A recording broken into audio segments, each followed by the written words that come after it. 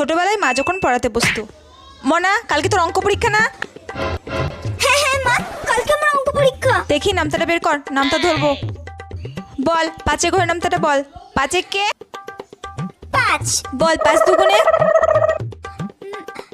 10 3 পাঁচা 3 পাঁচা